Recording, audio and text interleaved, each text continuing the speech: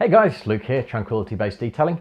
Welcome to another video. This one is machine polish setups for a beginner. It's a frequently asked question, so I thought I'll tackle it. If this is your first time with us, like, comment, share, subscribe. It all helps this grow, and I'm very immensely grateful for those of you that do that. So let's get started. Machine polish setup for a beginner. There's a lot of conflicting advice, a lot of bad advice. My way with these things is to go from a logical standpoint, straighten everything out. It's typically not brand centric because that adds too much confusion. It's too subjective. I'm going to tell you exactly what you need to buy. I'm not going to tell you where to buy it from, but stick with me. I promise in about 10 minutes, you're going to be best informed in terms of going out and making your first purchase. And don't be scared. Machine polishing is a wonderful thing. If you spend your time, do it right, you'll be absolutely right as rain. You know, it's not all danger, doom and gloom. I'll start by saying this, so I can get this bit out of the way early. There are a couple of consumables you need, and that is masking tape, you need a light source, and you need some panel wipe, IPA, something to remove the polishing oils from your paint when you're done. So Car Pro Eraser, for example, look up that, it will tell you exactly what you need to know. You need that. As a beginner, don't skip them, don't think I'm a beginner, I don't need those. You need light source, masking tape, panel wipe, so buy them. You've got really, if we boil it down, two choices on your machine. So you've got a rotary and you've got a dual action. So rotary spins, a dual action spins as it spins in a big circle. Think spirograph, for those of you who can remember that. Dual actions are generally pushed when you're new. They're pitched as being safer, easier to learn, less aggressive. All true. So for me, I would have to say don't start with a rotary. Just for that simple reason, you know, starting with the dual action, it makes life easy, you know, you can relax into it, and that's good advice. Yes, you can get rotaries cheaper, but just do it right. You're going to need to look at a certain spec for this dual action machine. So there's a few things you need to look for. Number one is this, and you don't see this mentioned often, but trust me, it's a big point. It needs to have a 3-meter power cable or more. Why? Well, what you're going to do with this power cable as you're using, so picture you polishing on your bonnet, you've got the polisher there, you've got the cable's going to go up over your shoulder, down your back, so that it's not resting on your bonnet. It's not resting on your paint, it's not going to induce any of its own marring or any problems like that. If that cable's 1 meter long, which you're going to see on the cheaper machines, that cable's going to barely go over your shoulder before it's plugged into an extension, and trust me, as you're doing this and you are moving, it's going to be bashing against your back. And we're all human. That's going to drive you absolutely crazy insane, and you're going to cut this exact corner. You can do this. You can take that cable, you can put it on the floor. It's fine, you think, but in reality, you've got that cable now is trailing on your bonnet onto the floor. You're removing defects, you're putting them back in with the cable, albeit slight, but just don't. So 3-meter cables, number one. If the machine you're looking at says 1 meter, don't want it. Number two, avoid the large throw machines. We've all seen the pros with the Rupes machines, things like that. The large throw machines, when you see things with like a 21mm throw, for example, what that means is with this spirograph, normal DS6, a dual action, is going to do this. Big throw is going to do this. So it's going bigger with that orbit. It cuts faster. Time is on your side. As someone that is learning, you don't need that. You don't need speed. Pros need speed because time is money if you're a pro. You don't need that. But don't be tempted to buy it, because the main disadvantage of buying these large throw machines is this. You cannot fit a small 3-inch pad onto those machines. They don't work. So they're not designed for it. They're designed for a 5-inch, 6-inch pad. Why is this a problem? Well, you need a 3-inch pad to do your car. Guarantee it, you need a 3-inch pad. It's not a corner you can cut, and now you've bought a machine that does not everything you need it to do on your car. It's the wrong machine for you. So you want to buy a machine that can accommodate a 5-inch and a 3-inch backing plate. That will put you in good stead to have one machine to do the whole car, instead of buying one machine for the big bits, one machine for the small bits. I assume you're after your first machine polisher, not your first machine polisher set. So buy a machine that has a smaller throw so you can fit both of those. The next thing you're going to see come up is power. Now, why is this important? You're going to be exerting a bit of pressure onto the machine, and you're sometimes going to ride it into a curve. And if you're applying pressure and you kind of ride the pad up a little bit, it's not going to be able to effectively spin, so it's just going to oscillate. It ain't doing squat.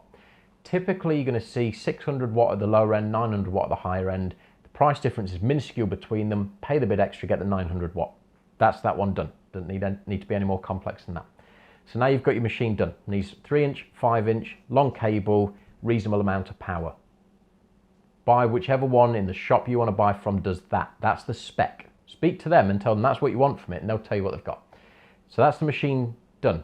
You now need to look at pads and polish.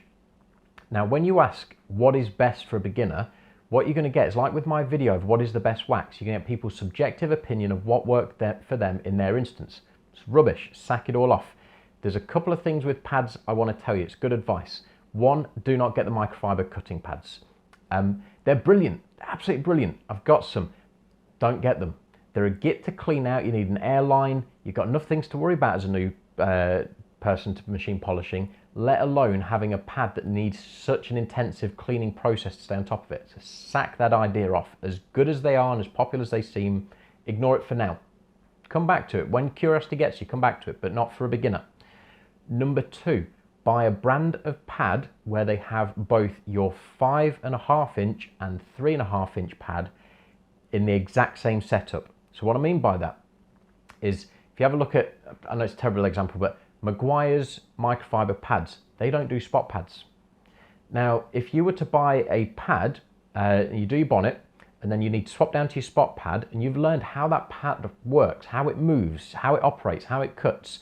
You've got everything you've just dialed in your head as you're learning, and then you've got to go up that A-pillar with the spot pad, and it's now a different brand. You're relearning again. It's pointless. So you may as well learn consistency across the board, get the same brand of pads for both the big and the small. It's just going to make your learning process easier. In terms of quantity, what you need is this. You need 2 compounding pads, 2 polishing pads, and 1 finishing pad. That should put you in good stead.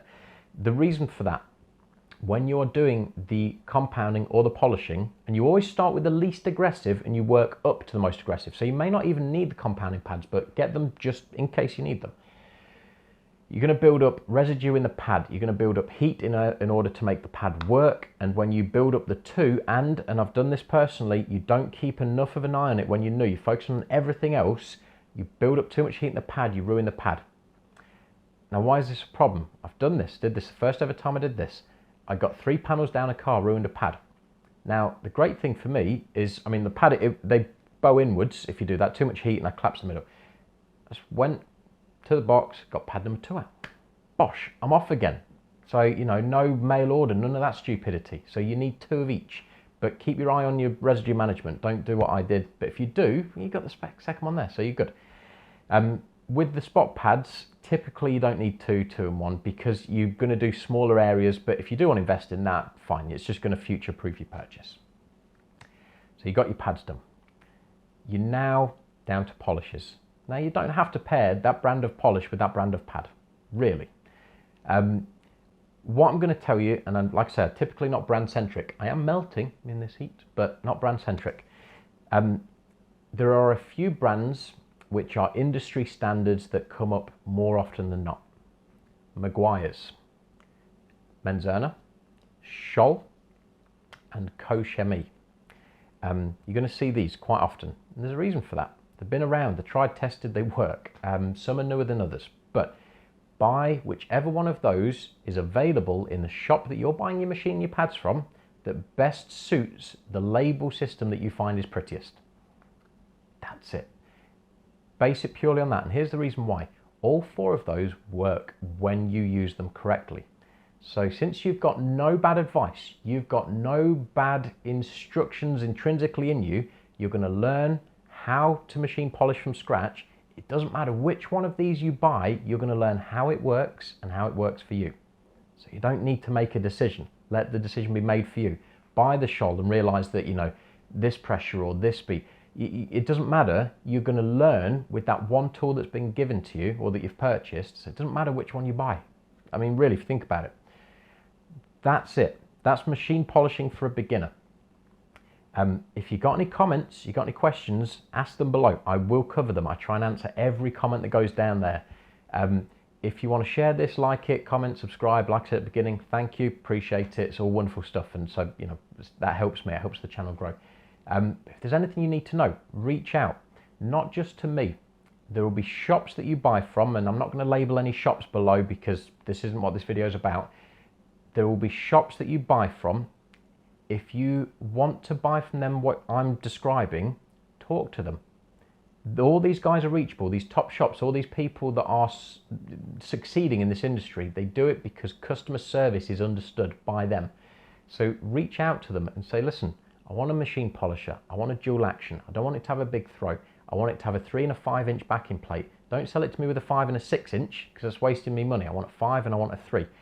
I want some pads where I can get spot pads that match. And you know what these guys are going to do? They're going to want to take your money because that's how shops work, but they're going to advise you on what they have in stock. So they're going to say, I've got this machine, it's got 1 meter cable. No, I didn't want that, just told you 3 meters. So you explain to them and then we'll put a bundle together. I promise you that, because all of them have product they want to sell to you, but just give them that list of specs. And you know, don't deviate from that.